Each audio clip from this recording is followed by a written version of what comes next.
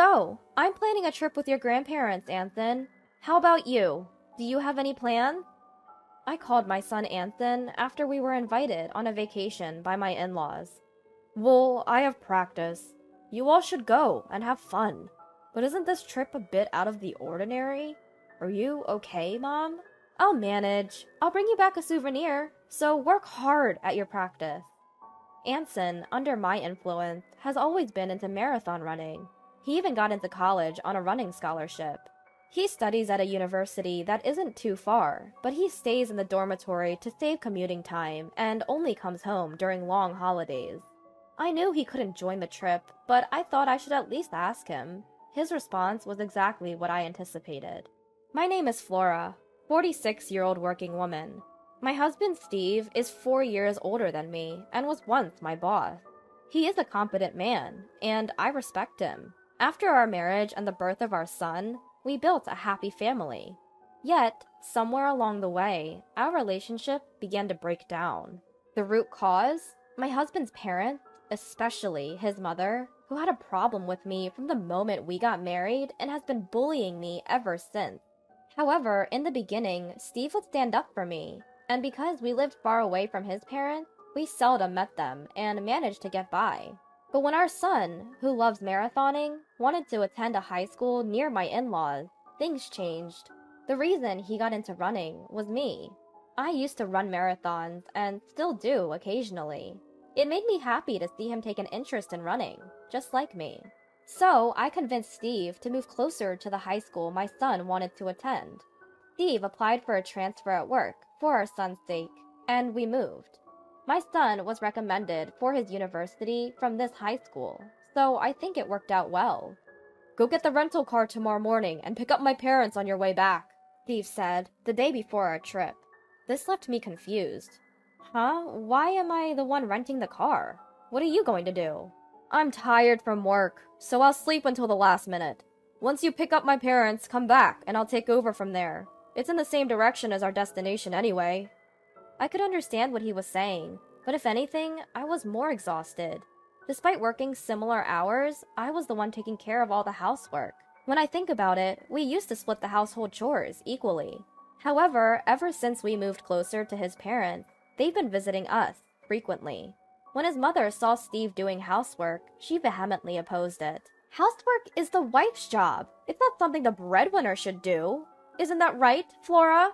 Overwhelmed by her intensity, I initially nodded in agreement. This continued until Steve eventually stopped doing anything around the house. It was partly Steve's fault, but I believe the main cause was his mother. Moreover, Steve started to echo his mother's sentiment, saying, "I am the breadwinner," every now and then. By that time, it was too late for me to correct the situation, and I didn't even feel like trying anymore. Steve changed drastically over the past few years. His work performance seemed to have declined, and he frequently vented his frustrations on me. However, I realized that arguing back was more trouble than it was worth. So, I decided to simply accept things as they are. That's the least stressful way for me to live. There were times I considered getting a divorce, but when it came time for our son's college recommendation, I feared it could disadvantage him if we were a single-parent family, so I couldn't go through with the divorce. Instead, I tricked my mind into believing I was taking care of a dog, not a person. And surprisingly, it did relieve some of my stress. So, I began to feel like it wasn't worth expending my energy on getting a divorce. And that's how I've arrived at where I am today. The reason I agreed to join this trip was because it was to a resort that I absolutely love. I knew I could thoroughly enjoy myself, even if I ended up doing things alone. Heck, I was even ready to do things separately from my in-laws and husband. Perhaps I was invited mainly because they needed someone to share the driving, but both my husband and my father-in-law can drive, so it'll work out, one way or another. Anyway, I played along with the notion that our pampered pooch was being demanding again, went to get the rental car as my husband instructed, and headed to my in-laws' place. Laura, you're late! Is that the car for today? You should have rented a bigger one. Well, it's better than your tiny car at least. The car we usually use is the one I bought. Since I drive to work, I assumed I would be the primary user, and I paid for it myself. We don't go out of town often, and I thought a small car would be just fine. Plus, I loved its interior design and color, so I bought it. And yet, my husband would take it without asking, and even let his parents ride in it. What's more, my in-laws complain about the car being small and look down on me as if I could only afford a small car. I thought they could just use father-in-law's car for the trip. Father-in-law, however, didn't like others driving his car, but also didn't want to drive it himself for the entire trip. So we ended up renting a car. Even so, I wasn't consulted about any of this. I just found out that I would be the one to pick up the rental car and drive it, and that they'd be in the back seat the whole time. It made me want to tell them to drive themselves. In a word, they are tiresome. In the end, my husband, who had said he would take turns driving, slept the entire time. Father-in-law didn't want to drive unless it was his own car, so I ended up driving all the way to our destination. Inside the car, with my husband asleep, father-in-law kept criticizing my driving. He would say things like, "You could have turned left there," even though the oncoming car was obviously approaching. Or, "Why didn't you go, even though you knew the light was turning red?" It was nothing but unnecessary stress. My mother-in-law joined in, saying, "Flora, your driving is as bad as ever." I didn't want to be criticized by mother-in-law, who can't even drive. And at least I'm better than father-in-law, who, as far as I know, has crashed his car at least 5 times. Despite being told he should surrender his license before causing a major accident, father-in-law keeps insisting it was just bad luck and that he is a good driver, so everything will be fine. Well, I didn't want to ride in a car driven by father-in-law anyway. I don't mind driving, but I'd appreciate it if they could stop interfering all the time. Upon reaching our destination, my husband finally woke up. Since we had been in the car all day and were tired, we followed my in-laws' wish to spend the day relaxing in the hotel. So we didn't go out. I enjoyed myself by swimming in the pool and exploring the hotel. In its own way, it was a fulfilling time. After having dinner and going to the spa, I returned to find my husband already asleep. I didn't know what my in-laws were doing in the next room, but they were probably asleep too. I had a beer in the room before crawling into bed. I woke up in the fresh morning air.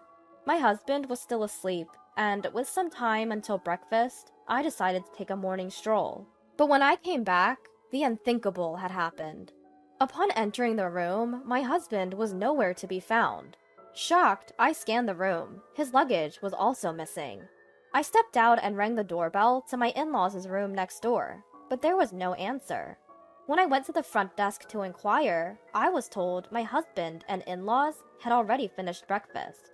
Though they had told me breakfast was at 8:30, it seems they actually reserved it an hour earlier, exactly when I had gone for my walk. And on top of that, I was left to check out. Did that mean my mother-in-law's offer to pay for our stay was a lie? With no other option, I paid for both rooms and left the hotel. Of course, there was no car. As I was pondering what to do next, my cell phone rang. It was my mother-in-law. Where are you now?" When I asked that, my mother-in-law started laughing. "We thought we'd spend some quality time as a family, since we're on vacation."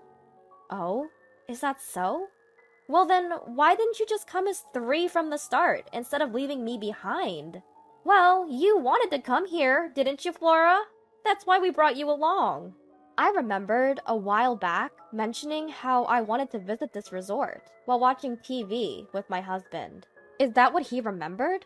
Usually, it would be nice if he remembered what I casually said, but this time, it was used just to annoy me. Moreover, I was the one who did most of the driving to get here. Why do I have to hear that I was brought here by my mother-in-law, who never drove nor paid? I was past the point of anger and could only sigh. "All right then, we'll go sightseeing as a family and head home first. You do some sightseeing too, Flora, and come back. We don't know how you'll get back, but you're good at marathons, aren't you? Just run back." At my mother-in-law's mocking laughter, my anger exploded. Is Steve driving? Put me on speakerphone so he can hear me. When I said that, it seemed my mother-in-law switched over, and I could hear my husband's voice. Good morning. You wanted to come here, didn't you? Take it easy today. But remember, there's laundry from the trip to be done. Make sure you wash it by tomorrow morning. He sounded cheerful. I had no more feelings for him. What? Do your own laundry. Hey, that's no way to talk. I, the breadwinner, am telling you to take it easy today. You should be saying thank you. Oh, right. The breadwinner. But don't worry, this is the last time we'll see each other. Well, all you've really seen of me is me sleeping. What do you mean? What? We need to come home today. There's laundry and house cleaning to be done. Yeah, that's why I'm not going back. What are you talking about? His voice was shaken, and with that, I said, I'm getting a divorce. You told me half a year ago, didn't you? That you met your soulmate, your childhood friend, and you were going to marry her? You reunited when she moved back to your hometown, right? The childhood friend who had divorced. Remember? You showed me the divorce papers back then. That was about 6 months ago.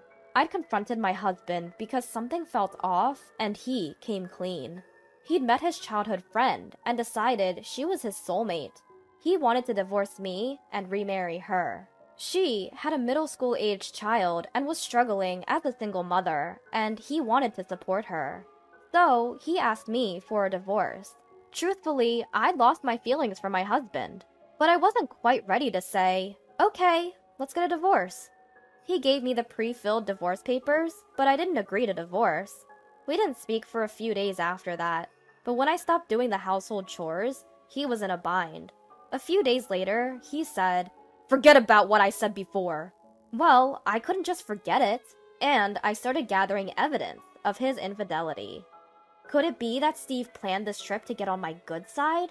I mused. The conversation happened about 3 months ago. It was right after you quit your job. At my words, surprised voices from my in-laws on the other end of the speakerphone echoed. This must have been the first time they heard about their son quitting his job. When you said you were quitting your job, I told you it would be hard to get a new job, and I disagreed with your reason, right? I recalled. You said that you were an excellent worker and would find a new job right away, but you only found a part-time job. I wonder when you'll find a proper job. My husband was driving, and while he was staying quiet, I took the opportunity to spill everything. I'd been coping with stress by imagining you as a dog. But then I thought I might as well get an actual dog, I declared. So, I'll submit the divorce papers. Enjoy your family vacation. My in-laws were calling my name in shock, and my husband was trying to say something, but I cut the call without paying any attention. I decided to enjoy sightseeing before heading home. When I explained the situation over the phone to my son, "See, I told you," he said. "Well, if you're divorcing, then it's fine." Anthony, his reaction was lighter than I expected. Given he knew the situation, his reaction was as expected. Even though I returned from the trip, I didn't go home. In fact, I'd been keeping my and Anthony's belongings in a self-storage, ready for any situation. I had the bare necessities with me, so I dragged my suitcase to a real estate agency. The sales representative, who had a professional relationship with me, was there to greet me. She was a woman of my generation, easy to talk to, and we'd hit it off and had drinks together a few times. Over drinks, I'd complained about my husband and in-laws and asked her to always keep an eye on available properties, just in case. That day, I signed a contract. With my own place secured, I felt relieved and decided to submit the divorce papers at the city hall. The divorce was granted without any issue. Finally, I decided to return the countless calls my husband had made. "Hello?" I started. "The divorce papers have been accepted. We are now officially strangers." At that, my husband's panicked voice echoed in the phone. "Are you serious about the divorce? I broke up with her. Now there's only you. You didn't like me looking at other women, right? Now I'm only looking at you. So come back, without worries." But all I felt for his words was revulsion. Huh? What are you talking about? I never intended to please you in the first place. And you didn't break up with her, did you? You were dumped because you couldn't find a job and you had no money, right? It turned out that my husband's mistress was the friend of the sales rep who had introduced us to our new place. Talk about a small world. She had been listening to complaints about my husband from the mistress, who claimed to be his current girlfriend. And apparently, after he quit his job and started working part-time, she saw no point in being with him and broke up. But a fling is a fling. I'm definitely going to demand compensation. That's right. Even if they've broken up now, the fact remains that he cheated, and there's evidence. Compensation? I told you we broke up! Now there's only you! I can only sigh at this point.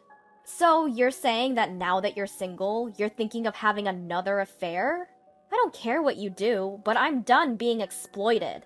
You didn't even notice that your stuff at home was missing, because you didn't care, did you? I'm not going back, so throw away what you don't need. With that, I hung up the phone. Even after that, my ex-husband kept calling me, and even my former in-laws reached out. But of course, I'm never going back to that house.